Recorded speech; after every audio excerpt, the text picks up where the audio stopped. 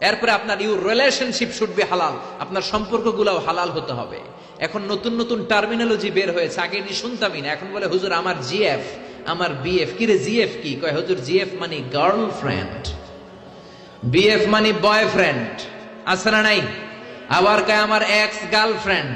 হুজুর আমার ব্রেকআপ হয়েছে। আবার কয় হুজুর ক্রাশ খাইছে, ক্রাশ, আছে না নাই? ওই যে পোলাপান হাসে, মুরব্বীরা বুঝে নাই। আহা, এগুলো করা যাবে? এই জন্য আপনার যে সম্পর্কটা, প্রেম করতে মনে চায়, বিয়ে করার পরে বউর সাথে প্রেম করবা, সব আছে না নাই?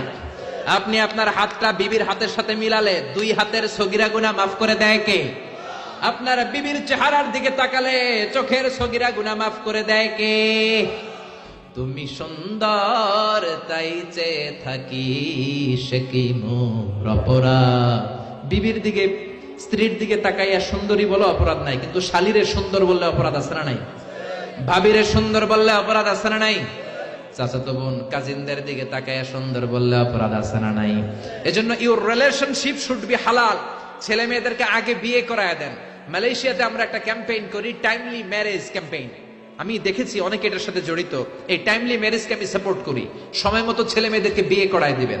আপনি ছেলে মেয়েদেরকে সময় মতো বিয়ে না করানোর কারণে এই মেয়ের দ্বারা, ছেলের দ্বারা যত গুনাহ হবে তার পার্সেন্টেজ গুনাহ আপনার আমলনামাতে আছে না নাই? এজন্য ইসলাম বলে ইউর রিলেশনশিপ শুড বি হালাল। তোমার সম্পর্কটা হতে হবে হালাল সম্পর্ক। বিবাহ বহির্ভূত ইল্লিগাল ম্যারেজ সিস্টেমে কোনো সম্পর্ক ইসলামে জায়েজ নাই, হারাম। চিল্লা এখন ঠিক কিনা? এরপর ইসলাম বলে ইউর এন্টারটেইনমেন্ট শুড বি হালাল। আপনি যে বিনোদন নেবেন, ইসলাম বিনোদনেও বাধা দেয় না, তবে আপনার বিনোদনটা সুস্থ বিনোদন হতে হবে, আপনার বিনোদনটা হালাল বিনোদন হতে হবে। এখন টেলিভিশনের মধ্যে মেয়েদের রেসলিং খেলা আছে না নাই? কোন মুসলমান মেয়েদের রেসলিং খেলা দেখতে পারে নাকি? আবার ক্রিকেট খেলার মাঝখানে ছক্কা মারলে চিয়ার গার্লসরা দুম্মা চলে দুম বলে নাচানাচি শুরু করে, আছে না নাই? যেই খেলার মাঝখানে ছক্কা মারলে উলঙ্গ মেয়েরা নাচে, ওই খেলাও মুসলমানরা দেখতে পারে না। চিল্লা এখন ঠিক না? এই জন্য আমাদের কালচার হবে ইউনিক। হারাম কোন ধরনের বিনোদন মুসলমান গ্রহণ করতে পারে না।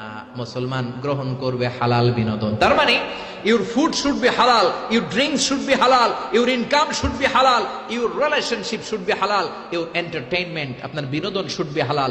আমাদের পুরো জীবনের অঙ্গনটারে হালাল দিয়ে সাজাইতে হবে। রাজি আছে মুসলমান? কে কে রাজি? তো হাত উঁচু করে আমরা আল্লাহর দেখাই।